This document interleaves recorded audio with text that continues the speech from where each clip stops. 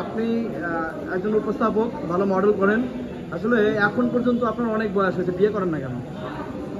বিয়ে করি না, কথাটা ভুল। আমি একটা কথা বলবো, একাকিত্ব আর চাই না আর প্রয়োজন একটা তুমি।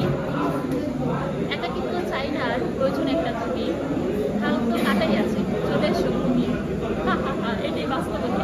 তাই নাকি? আপনি কি ডায়লগ দিলেন? রিপন ব্লগ নাকি রিপন? আপনি দেখবেন এখন হ্যাঁ আপু, আপনি কি ডায়লগ দিলেন? হা হা হা, এটা কেন আপু বলেন তো? অ্যাকচুয়ালি দেখবেন যে বাংলাদেশে কন্টেন্ট ক্রিয়েটরের মধ্যে উনি যে পরিমাণ মানে ভাইব তুলেছে, সেখানে কিন্তু তাদের একটু ডাউন হয়ে যায়। রিচ করার জন্য অবশ্যই তাকে খুঁজে।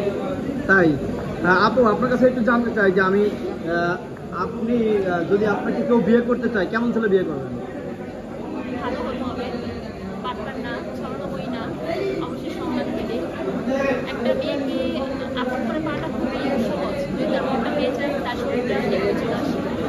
মন জয় করাটা হচ্ছে আসল।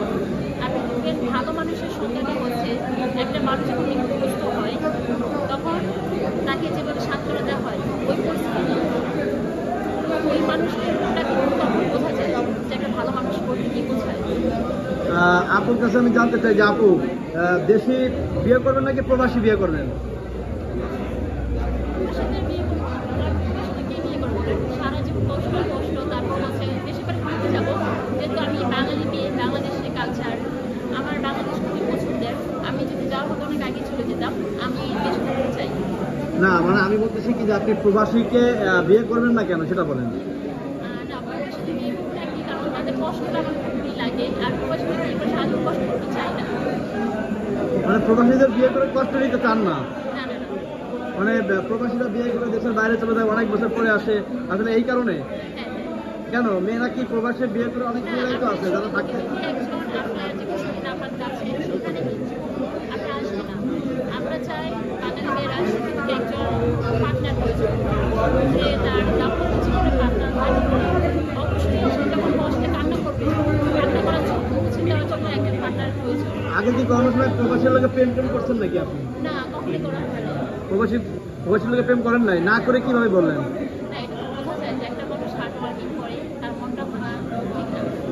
আচ্ছা, অনেকেই বলে বিশেষ করে যারা মডেল, তারা সুগার ড্যাডির সাথে খুব ভালো সম্পর্ক থাকে। আপনার কি আছে নাকি? আমার নাই, যাদের সাথে থাকি খেয়ে দেখেন বর্তমানে জিনিসগুলো দাম, তাদের যদি থাকে সুগার ড্যাডি অবশ্যই থাকলে আমার তো। আচ্ছা, সুগার ড্যাডি আসলে বিষয়টা যে মানুষ আমরা দেখি যে বিভিন্ন সময় বলা বলি করে যে সুগার ড্যাডি আমার ভালো লাগে, আমি সুগার ড্যাডি রাখি। আসলে এইটা আপনি কিভাবে দেখেন? সুখে দুঃখে একজনের সাপোর্টিং কেউ থাকে, আর এখন তো সভ্যতার বিদেশে। আচ্ছা, আমি আপনারা বলি, যদি আপনারা কেউ 70 বছর বয়সের একজন লোক এসে যদি আপনার ভালোবাসতে চায়, আপনি কি তারা ভালোবাসবেন? অবশ্যই না, কারণ সে কিছু ভুলে যাবে, তার দুনিয়াটা লাইফটা মানে একাকিত্বভাবে থাকবে। তো আমি মনে করি মানে তোমার মন খারাপের সময় যে মানুষ তোমার কাছে থাকবে, ওই টাইপের একটা মানুষকে বিয়ে করতে হবে।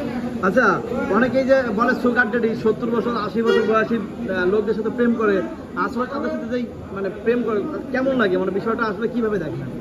এটা তো অ্যাকচুয়ালি টাকার সাথে প্রেম, অ্যাকচুয়ালি পার্সনের সাথে প্রেম না। কারণ আপনারা দেখবেন যারা 70 বছরের মানে একজন বয়স্ক লোককে বিয়ে করে, অবশ্যই টাকার জন্য বিয়ে করে, আর ভালোবেসে বিয়ে করে না। আমার কাছে মনে হয়েছে। আপু,